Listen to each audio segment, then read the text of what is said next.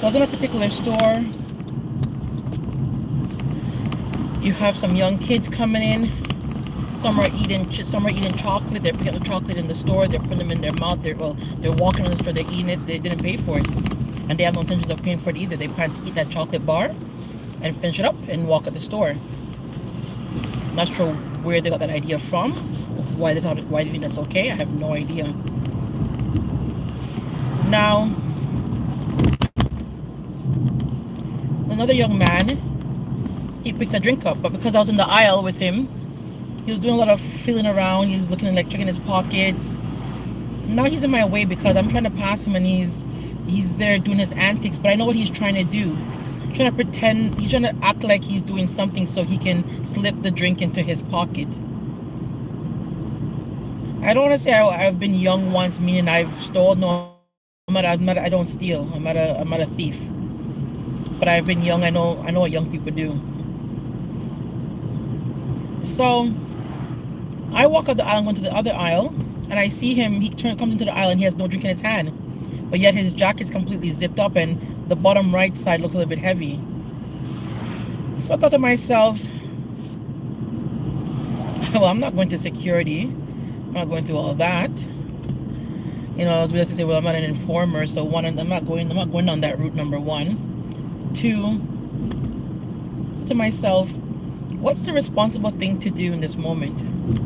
Now, one time you could have maybe spoken to children and they might have some respect. Now you talk to them, they'll tell you to F off, it's none of their business. They'll tell you something. They have an attitude. I remember once I said to this young man one time, and what he answered me, so I was appalled, thinking to myself, your ass is gonna go to jail if you don't listen, but yet you're answering me and then all show me gun sign and walking off like some gangster.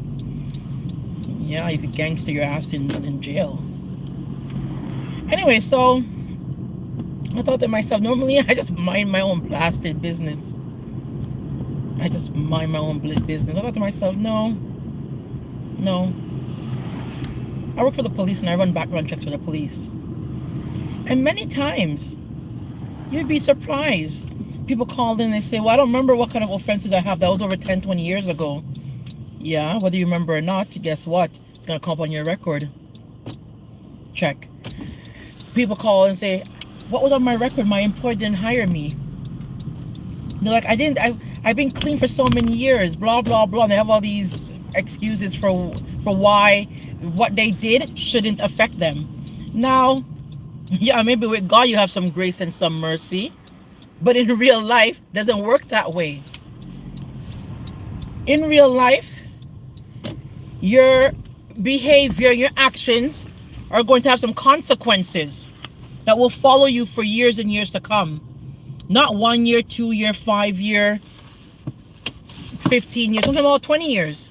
Because some of these people are not trying to get jobs.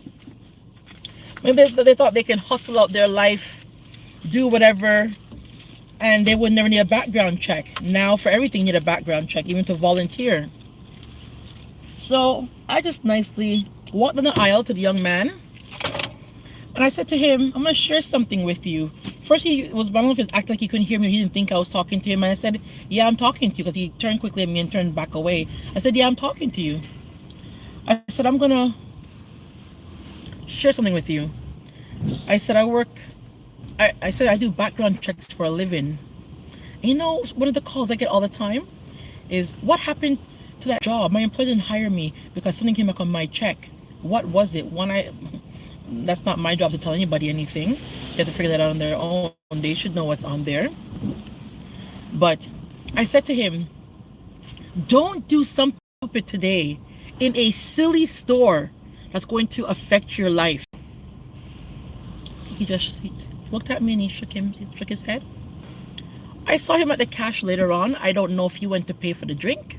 I couldn't see, because you know they have all this candy and stuff. You can't see anything to entice you before you get to the cash. So I don't know what he paid for, but I saw him up there and he paid for something. Was it the drink? I have no. Was it something else and he paid for the drink? Or was it something else and he still hid the drink? I have no idea. All I know is that my job today And that was how I thought I was kind today. I was kind in other ways to other people, but that to me, because we can say, oh, they should know better. However, do young people really are they thinking about the next 10, 20, 15 years? Do they know that they might want a job and because theft is on their record, they might not get it? Do you think they know that? You think they think, oh, this little stupid drink is not gonna give me that much trouble? They don't know that it doesn't matter, because when your employer sees theft, they don't care what the item was. The point is you're a thief. We're not hiring you, especially if you want to work in the banking industry or certain places that handles cash. Now, when you're young, you may not know what you want to do, but when you do get older, you might want to work for an organization that requires you to handle cash or requires you to not have certain offenses. What are you gonna do? You're gonna have a regret? Don't have any regret. Just don't do it. Don't do it. So I just nicely gave him the scenario. I just said, this is what I do. This is what the calls I hear. Don't make something silly like this ruin your life. Whether he took it or not, I don't know. He must know that I know that he has the drink in his pocket. I didn't have to call him out. I just gave him an example. It is now up to him to decide what he wants to do. Does he want to listen? Does he want to ignore my advice and do what he wants to because he can and he will? No problem. What he will remember is in the next couple of years when it comes back to bite him in his ass. That's what he'll remember. I see someone saying that they're depressed. I will certainly pray for you. We bind that spirit of depression now. And whatever is causing it, I pray that peace would come over you. I pray you would seek the Most High God. I pray you take your mind off that thing and put it on Jesus. You can't think on two things.